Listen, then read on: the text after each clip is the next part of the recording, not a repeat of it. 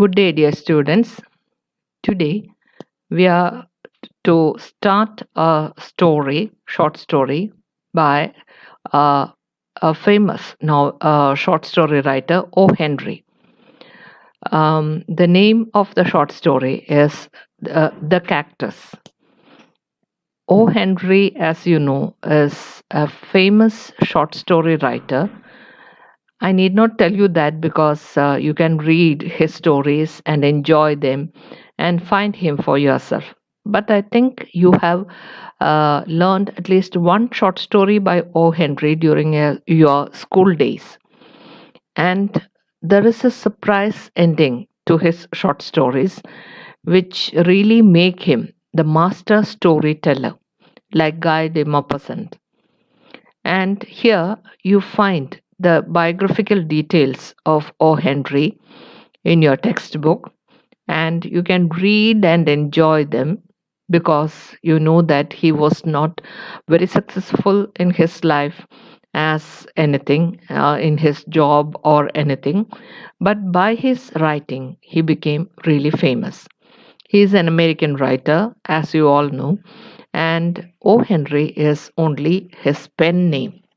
And this is something that you have to learn from uh, his biographical work because it was usual in those days to have a pen name really or successfully covering up your original name. Maybe it is for emphasis, or maybe it is because of the nearness to someone or something, or maybe for an easy manner. So his actual name was William Sidney Potter, and O. Henry is just his pen name, the name that he had taken to write his short stories. And I must emphasize the fact that his short stories are really great. I've read enough of them to understand the skill with which he creates a story. It needs a great deal of skill in order to create a short story and complete it within a certain time or within a few pages. It just do not have the long pages like the novel, and so the writer of the short story should be skillful enough to present something or some incident and at the same time have enough characters and put it in the right manner which is appealing to the readers. So let's see what O. Henry had written in the short story called The Cactus. So uh, his stories are amusing, and the particular short story, The Cactus, is quite innovative with its theme. So the innovative theme is something that you have to discover all for yourself. You know that the cacti is just uh, a plant which is prickly. Mostly you find the cactus with the thorns on it, and he had used this cactus or the term the cactus as the title of his short story. It can also mean that there must be a reason behind it.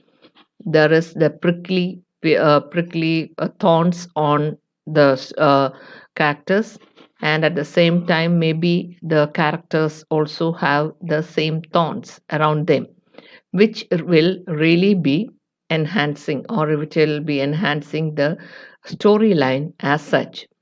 It is indeed thought provoking, and it is amusing at the same time. So let's see how he creates a story and how the story begins. The name of the main character of the story is Trisdale, and he is now in his room after taking part in a wedding ceremony, and now he is in the process of removing his gloves. And as he was removing his gloves and um, in his room, on his table in his bachelor apartments. So the short story writer is trying to tell you that it is indeed a bachelor apartment, that the man is not married. and he was reviewing his courtship while removing his gloves. So we come to understand that he must have courted a young lady, as is usual with the people there, and that is like you just enjoy the company of the lady. You go for a coffee, and you go for a walk, and finally this ends in a marriage proposal, and finally the marriage. So Trisdale was removing his gloves, and he was reviewing his courtship as he was removing these gloves.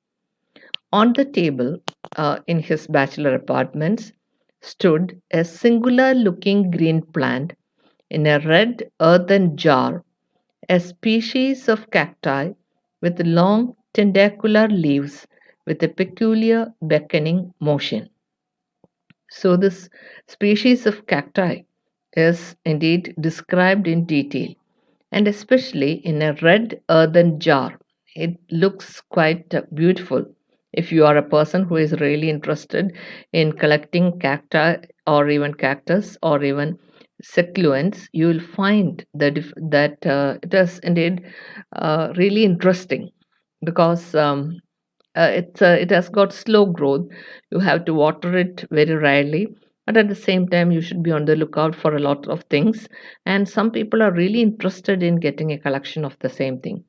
But in his bachelor apartment there is only one green plant, and that too in a red earthen jar, and of all things, not just any indoor plant but just this cacti, and with its tentacular leaves. The leaves, as you know, may be thick, and it is not like the leaves of the other plants. And it has got a tentacular leaves, means like tentacles, as if the it is trying to hold on to something, and it has got a peculiar beckoning motion, moving up and down, as if though calling somebody to come nearer. That kind of attitude this cactus really had. So, this cactus is the only plant in his room, in his bachelor apartment. While this, you get a description of the bachelor apartment, or maybe about this pot and the cacti. He was removing his gloves, and he reviewed his courtship, which means that he was going through each and every step of his courtship with a young lady.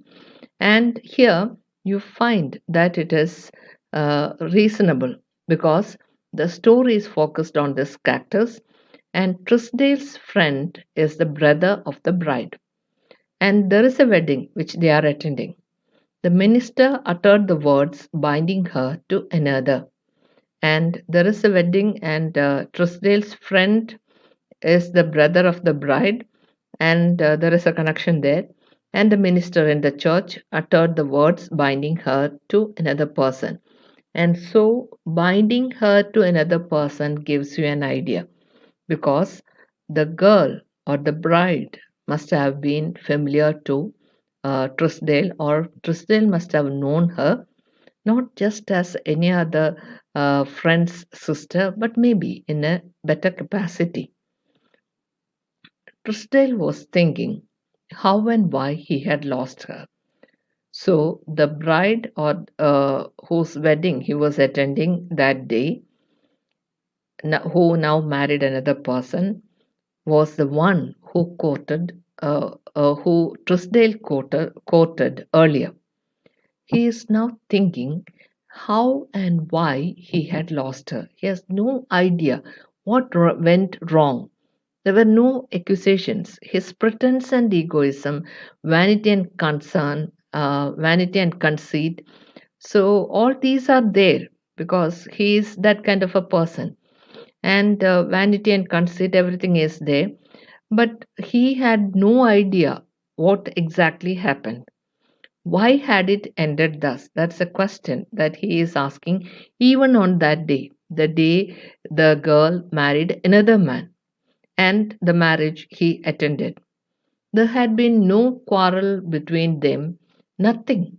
nothing to indicate that she was thinking of ending their courtship or their even the friendship which is to lead on to or he to marriage. So there was no quarrel. They did not quarrel. He did not say anything harsh. She did not say anything harsh. There is no reason put forward. So nothing. So he reviewed their courtship.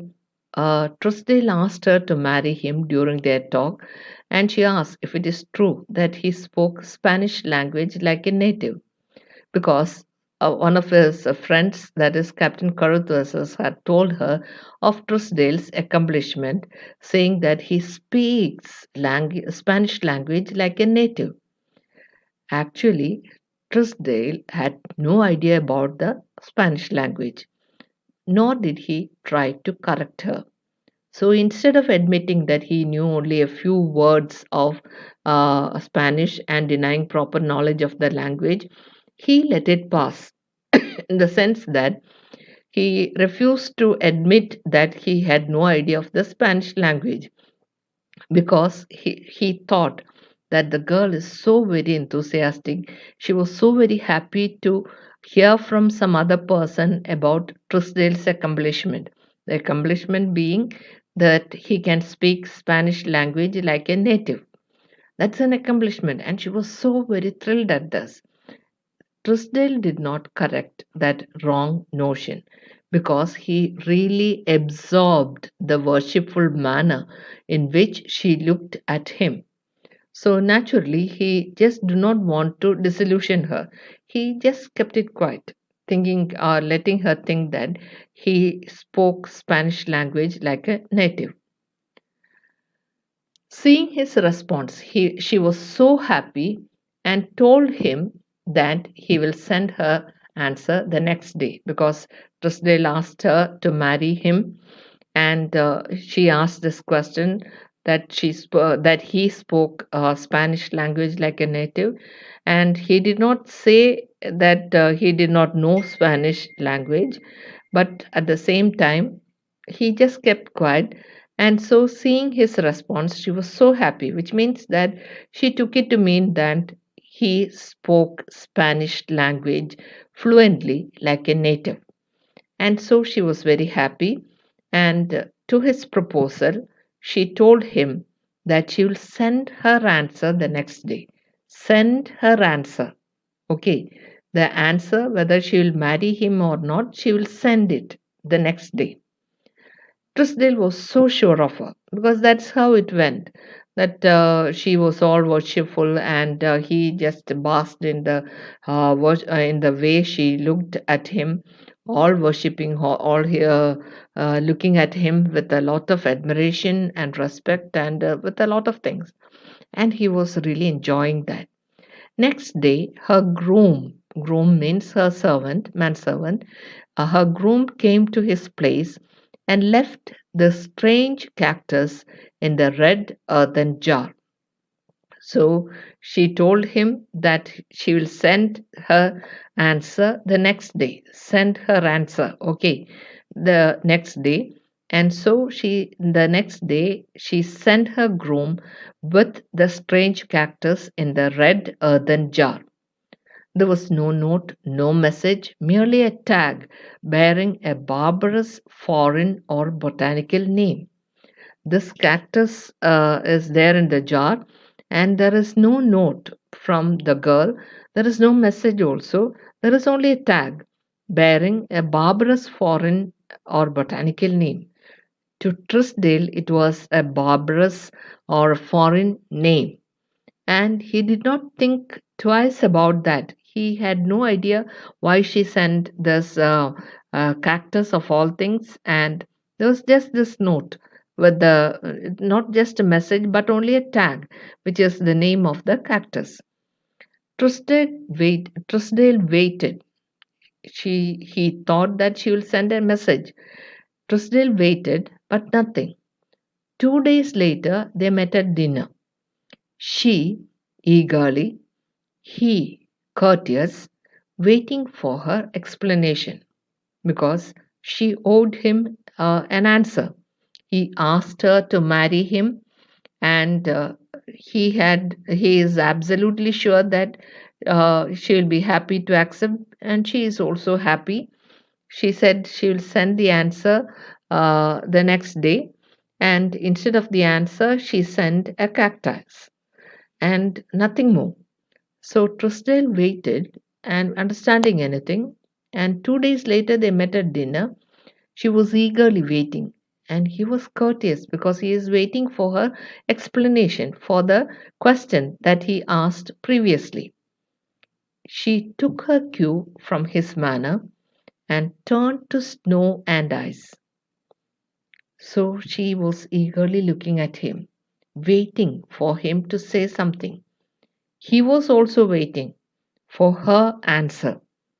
And when he did not offer anything, any answer or explanation or just anything, he took her cue from his manner. She thought that he is being just very serious, and suddenly she turned to snow and ice. She seems to get a message from him, and that message was not favorable. And so she just started withdrawing from him and became aloof. And she became, or she turned to snow and ice, means she became aloof and colder, in the sense that the warmth of love is no longer there. They drifted apart. So there is no reason to tell Truesdale as to what happened to her, why she is not answering his question, will you marry me? And why she became so very cold and distinct. He is asking this question: what was his fault? Who had been to blame? Suddenly, the voice of another man intruded his thoughts. As you remember, he was removing the gloves from his hands, which he had worn to the church for the wedding ceremony, and now he is removing the gloves and about to remove his dress also. And suddenly, another voice of another man intruded his thoughts, asking him to have a drink with him, to drink with him. And suddenly, the other man asked him about the cactus because this other man is a friend of his, and he is coming all the way from Spain. And so, in a friendly manner, he said, "Have a drink with him." And suddenly, the man asked about the cactus because it is so very noticeable in a red earthen jar, and cactus is something that is unusual in a bachelor's apartment, and naturally he was curious. Truesdale informed him that it is from a friend. The other man asked him if he knew any Spanish, and Truesdale answered in the negative. Truesdale was truthful. He said, "No, I don't know any Spanish." And the other man asked him if he knew any Spanish, and Truesdale need not impress him because he is a friend. And so he told him that no, he has no idea about Spanish. He doesn't know Spanish. The man informed him that the natives think that the leaves are reaching out to you. This cactus is seen in Spain, and the natives think that the tentacles of the cactus, is reaching out to you. So they call it by this name, Vendomam. And Vendomam in English means come and get me. So here, this is the meaning of the cactus. That is the name by which the Spanish natives call this cactus is Vendomam. And Vendomam means come and take me. That's not exactly the name of the cactus, the botanical name, but that is the name with which it is known in Spain because of the tentacles of the cactus. Earlier, you will find the description of the cactus with the beckoning motion, the tentacles, etc. And in a way, it has got this attitude: come and take me. This is the plant the girl had sent Truesdale. So you can imagine the shock that Truesdale had, who did not understand his lady's answer. and how he let his vanity destroy his happiness by sending her away with no answer.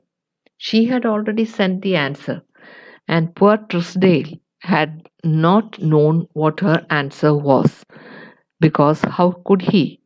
He had no idea of Spanish. The lady understood that Trisdale can speak Spanish like a native. Okay, and natives call this cactus vendamam, which means come and get me. And he had let his vanity, instead of admitting before the lady that he had no idea of the language Spanish, he just kept it to himself because he really wanted her to think of him as having a lot of abilities which he really lacked. And because he was vain enough to let her think of that, he destroyed their happiness. In a way, he just pushed her away instead of beckoning her and holding on to her. He let his vanity destroy his happiness by sending her away with no answer. He thought that she had not sent an answer. He waited for her answer, and the lady, because she did not receive any answer from Trisdale, thought that he was not impressed or he did not get her message. And even if he got the message, he had just discarded that message. That's why she turned all snow and ice. And this is the reason that Trisdale had found now on the wedding day of the lady, and that too from a man who came accidentally to his life, to his room. That is an old friend of his. And you will find that he just attended her wedding to another man because he wanted to show that he is not really touched by the way she had changed, or she went over to another person and fell in love with that person. She thought that Trisdale will understand her and her message. Her answer was, will you, for the question, will you marry me? She answered, come and get me, which means that okay or yes. And Trisdale fails to understand that, and the whole tragedy of a lifetime happened here. And he just attended her wedding to another man. So here you find that O. Henry has got a way with words and with a theme. It's all with a Trisdale. That is, the story is all about Trisdale and also about this lady. And there is one more character, and the character is the cactus plant in the red earthen pot. So these are the three main characters of this short story. With these three main characters, O. Henry is weaving a magic on the readers, and he is transporting us into that thing called relationship. And it is this relationship of misunderstanding, which ended in misunderstanding, that he is speaking of. It's not just outright saying, but the way Trisdale is trying to understand what went wrong with his relationship to that lady. And there is no harsh words, no quarrel, nothing. He just failed to understand the reason, or that the cactus will have any role to play in getting them apart. This is what he failed to understand. And all because of the fact that he fails to rectify the misunderstanding that he could speak Spanish like a native. So it is a theme worth thinking about. A misunderstood message, and instead of uniting them, it drove them apart in life. So you find that within these few pages, if you take the text, you will find that it comes only to 2 or 3 or 4 pages maximum. And all these are the words are 2 pages, and all these are spoken, and the story is woven in such a manner that you feel that you also want to know what happened to the relationship between Trisdale and her lady love. And Trisdale has no idea. We also have no idea as to what happened. And we know that there is a red earthen pot with a cactus there in his room, which she had given him. We also have no idea about the meaning of the cactus, because cactus as such do not have any meaning unless you can speak English fluently, because this cactus plant is named by the natives as Vendomam, and this means in English, come and get me. We have no idea because we are not sure about the particular species, or nor do we have the idea that this is the name of the cactus. And you'll find that there is a tag with a botanical name or some name from some other language. This is how he understood that name. The name is written there. This is how the natives call this cactus. And she thought that because he spoke Spanish like a native, he will understand what he is sending, the message that she is sending. She is being extremely romantic about it, because she was so very happy that it is her husband to be, or the man she is going to marry is a person who understands Spanish.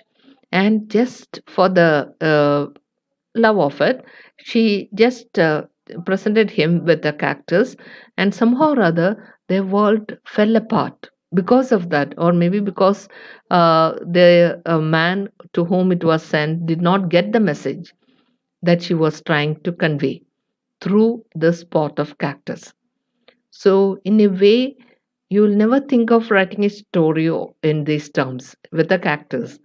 And O. Henry is one such person who can weave magic with words, and that magic creates beautiful short stories worth thinking about, and with a surprise ending. And these surprises really make us thirst for more and more of O. Henry's short stories. And you will find lots of collections of O. Henry short stories, and you can get it from any library and read them. And even from net also, I think you can read those short stories. And there is one short story which is mentioned in your text as a reference, and that is the gift of the Magi, and it is about Della. I hope you know the story. How Della thought of giving a present to her husband. She was so very much in love with her husband. They were utterly poor. They have no money to buy the gift. And so she had only one valuable thing with her, and that is a watch. No, nothing. She did not have much with her except her beautiful hair, and her husband had nothing with him except an ancient watch which he valued because it belongs to his father, and so that was really precious to him. And he was working hard, and he was also thinking of buying a gift for her, for his wife Della. And Della thought that she really wanted a comb for her hair, because it is so heavy and beautiful and wavy. And so she just said, thought that no, she is not going to get any gift, but she so wanted to give a gift to her husband. And so she went and cut her hair and gave the hair, sold her hair, and with the money she bought a strap, golden strap, for the watch that her husband had. And the strap was almost too old, and she waited, gifted with the gift pack ready. She waited eagerly for the husband to come home, and he came home, and they greeted, and he was standing in a shocked manner.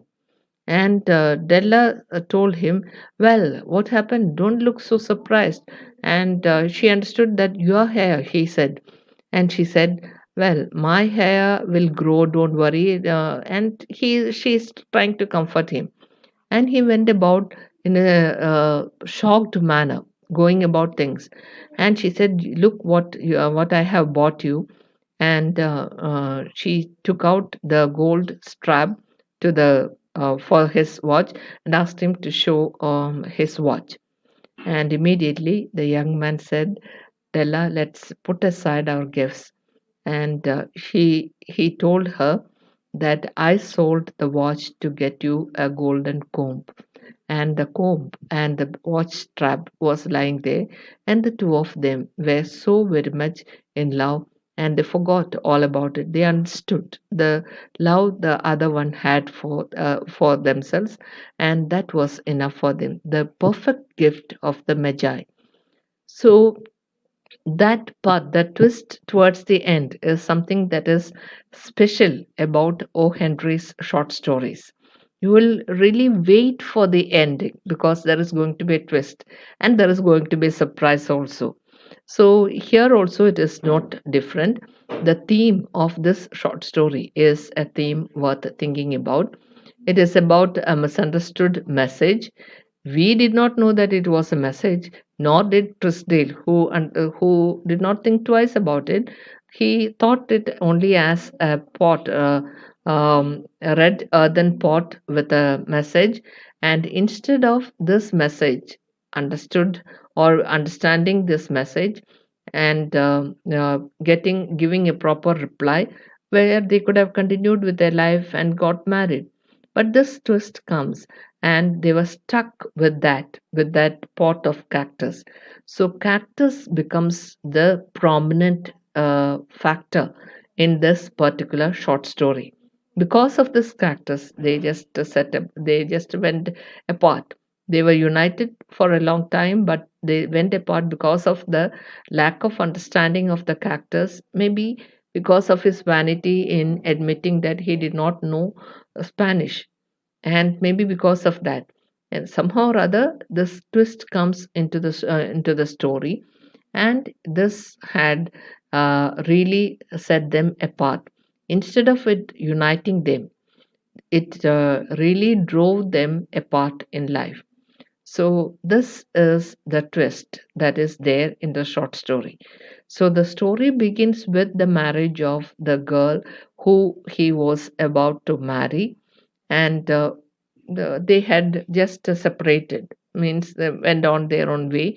And the thing that really troubled him is that what was the reason why the two of them went their own way, or they how they went apart, or the reason for moving apart. They did not quarrel, or they did not say any harsh words.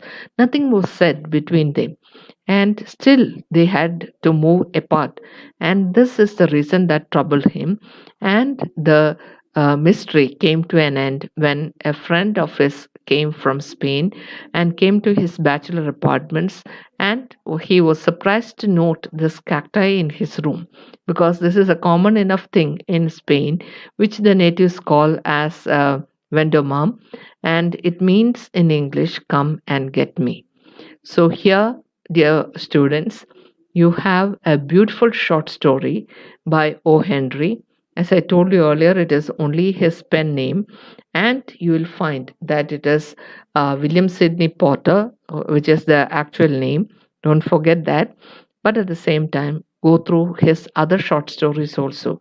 They are as enchanting as this short story.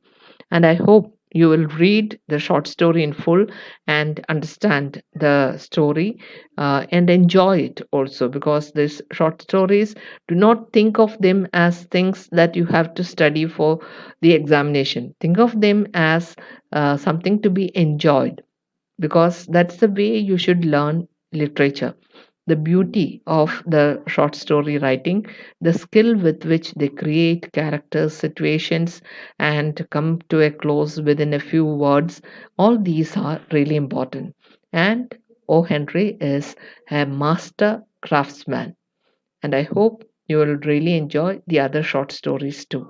In the next class, we'll start with the other short stories. Okay? Thank you.